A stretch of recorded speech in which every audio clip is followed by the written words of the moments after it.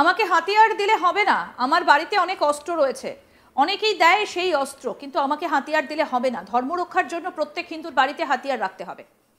বক্তা বিজেপির প্রাক্তন রাজ্য সভাপতি দিলীপ ঘোষ মঙ্গলবার 29শে এপ্রিল বিকেলে মুর্শিদাবাদের নিস্তায় জঙ্গিপুর সাংগঠনিক জেলা বিজেপির উদ্যোগে এক জনসভায় এই মন্তব্য করেন তিনি। সভামঞ্চ থেকেই বহু মানুষ দিলীপ ঘোষের হাত ধরে বিজেপিতে যোগদান করেন। এদিন দিলীপ ঘোষের হাতে বড় হাতিয়ার তুলে দেওয়া হয়। কি বললেন এদিন বিজেপি নেতা দিলীপ ঘোষ, আসুন শোনাই এবার আপনাদের। পশুর মতো মৃত্যু, এটা ভগবান আপনাকে জায়গা দেবে না। মরতে হলে ধর্ম রক্ষার জন্য, প্রাণ রক্ষার জন্য লড়াই করতে হবে। সেই জন্য আমাকে হাতিয়ার দিলে হবে না, প্রত্যেক হিন্দুর বাড়িতে হাতিয়ার রাখতে হবে। কি রাখবেন তো? আমার বাড়িতে অনেক হাতিয়ার আছে, তলোয়ার আছে, ত্রিশূল আছে, আমাকে সবাই দেয়, কিন্তু আপনার বাড়িতে থাকা চাই। প্রত্যেকটি দেবী দেবতার হাতে হাতিয়ার আছে, খালি হাতের আমাদের ভগবানের আমরা পূজা করি না। ভগবান শ্রীকৃষ্ণ জন্মেছেন 6 দিন এই ঘোষেদের বাড়িতে তো বড় হয়েছিল, সব ঘোষেরাই তো এসছে।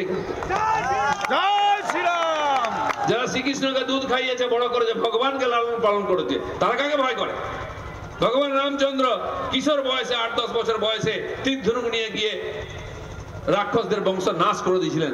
তাকে যখন সাধু নিতে এসেছিলেন বশিষ্ঠ, বিশ্বামিত্র, যে মারো এদেরকে, তার বাবা যেতে দেয়নি। দশরথ বলছে আমি যাব, হাত পা কাঁপে, বুড়ো হয়ে গেছে। সে কি যুদ্ধ করবে? বলে আপনি তো ধনুকটা ধরতেই পারেন না, কি যুদ্ধ করবেন? রামকে চাই। 10-12 বছর আমার লক্ষণ যুদ্ধ করবে। হ্যাঁ যাবো।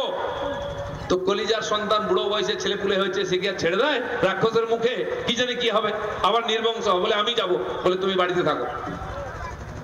সেই সন্ন্যাসী দুজনকে নিয়ে গেলেন বিশ্বামিত্র, আর তারা গিয়ে জঙ্গল ফাঁকা করে দিল রাক্ষস মেরে মেরে। আমরা সেই পরম্পরার লোক, তাই আমাদের পূর্বপুরুষ অস্ত্র হাতে ধরে লড়াই করেছেন এই রাক্ষসদের বিরুদ্ধে, শত্রুদের বিরুদ্ধে। সেই লড়াই চলবে। ন্যায় অন্যায়ের যুদ্ধ, ধর্ম অধর্মের যুদ্ধ ভারতবর্ষে যুগ যুগ হয়েছে, হবে। রামায়ণেও তাই হয়েছে, ধর্ম অধর্ম, মহাভারতে তাই হয়েছে, আজকেও সেই যুদ্ধ চলছে। সারা ভারতবর্ষের যুদ্ধ আমরা জিতেছি, পশ্চিমবাংলার যুদ্ধ বাকি আছে, সেই যুদ্ধ আমাদের জিততে হবে। এখানেই থাকতে হবে, পালিয়ে যাওয়ার কথা ভাববেন না। আমাদের পূর্বপুরুষরা লড়াই করেছেন এই ভূমিকে, এখানে থেকেছেন, সুজলা সুফলা বানিয়েছেন, আন্দোলন করেছেন, স্বাধীনতা আন্দোলন করে দেশকে স্বাধীন করেছেন। আর যারা ইংরেজের সঙ্গে ছিল তারা আমাদের তাড়িয়ে দেবে? এটা চলতে পারে না। তাই লড়াই করতে হবে, টিকে থাকতে হবে। আমরা আপনাদের সঙ্গে থাকবো, শেষ দেখে থাকবো লড়াই। সারা পশ্চিমবাংলায় পরিবর্তন হয় 26-এ, তখন হিসাব হবে।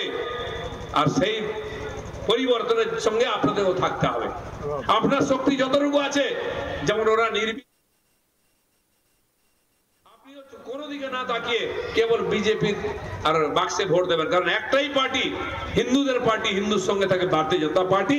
বাকি সব কেউ আপনার নয়, মাঝ পথে ছেড়ে দেবে। আমি বলে যাচ্ছি, এখানে ডক্টর শ্যামাপ্রসাদ যেমন ওপার বাংলাকে ভাগ করে এপার বাংলা তৈরি করে লোককে থাকতে দিয়েছিলেন, উদ্বাস্তুতে হিন্দুদেরকে, নাহলে থাকতে পারতাম না। দিলীপ ঘোষ বলেন, যেখানে বিজেপির সরকার নেই সেখানে হামলা বেশি হচ্ছে। তিনি বলেন, আজকে কাশ্মীরে 26 জনকে জানে শেষ করা হলো। বিজেপির সরকার থাকলে ঠান্ডা থাকে, আর তার অন্য সরকার থাকলে সেখানে গুন্ডারাজ চলে। এই মুর্শিদাবাদ জেলাতে আগে কংগ্রেসের গড় ছিল, আর এখন তৃণমূলের। আজকে মুসলিম ভোটে জিতবে, তাই এদেরকে শিক্ষা দিতে হবে আগামী দিনে।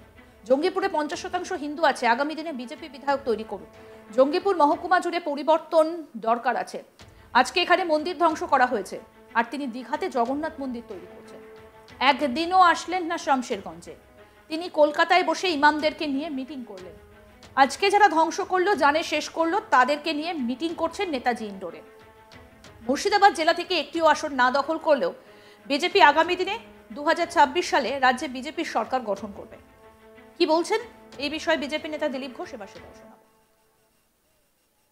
থাকছে, খাচ্ছে, লুট করছে, এখানে ইচ্ছা, এটা চলতে পারে না। আর কোথায় হচ্ছে বেশি? যেখানে অন্য সরকার আছে বিজেপি ছাড়া, এখানে টিএমসি আছে। আর যে কাশ্মীরে 26 জন পুলিশকে হত্যা করা হলো, সেখানে কার সরকার আছে? ন্যাশনাল কনফারেন্স আর কংগ্রেসের সরকার আছে। তাই যখন বিজেপি জিতে, এই দেশদ্রোহীরা, এই শয়তানরা, জিহাদিরা ঠান্ডা থাকে।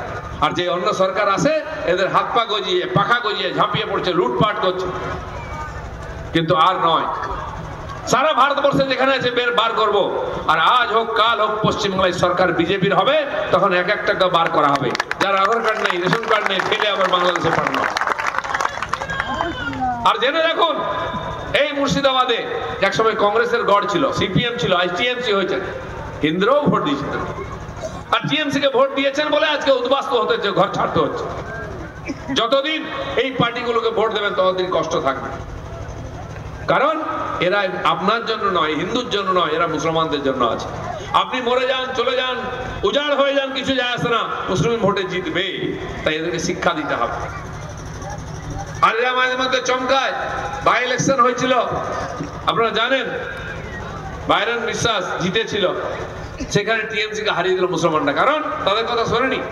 তাই ভয় দেখিয়ে রাখে যে আমরা যাকে ইচ্ছা জেতাবো। হিন্দুরা কি মরে গেছে নাকি? হ্যাঁ, হিন্দুদের গায়ের রক্ত ঠান্ডা হয়ে গেছে, সাপের রক্ত হয়ে গেছে নাকি? এখানেও 50% মুসলমান হিন্দু আছে এই জঙ্গিপুরেতে। কি এখানে হারাতে পারেন না টিএমসি কে? যারা আপনাদের ঘরছাড়া করেছে, লুটপাট করেছে, এই 50% হিন্দু যদি বিজেপি কে ভোট দেয়, কার বাপের সাধ্য নেই বিজেপি কে হারিয়ে দেয়। তাই লোকসভায় দিয়েছে, তো লোকসভায় দিয়েছে তো বিধানসভায় দেবে না কেন? জেতান। এই জঙ্গিপুর জেলা থেকে কমপক্ষে এইখান থেকে জঙ্গিপুর থেকে একটা বিধায়ক জেতান, সে আপনার হয়ে গিয়ে বিধানসভায় বলবে।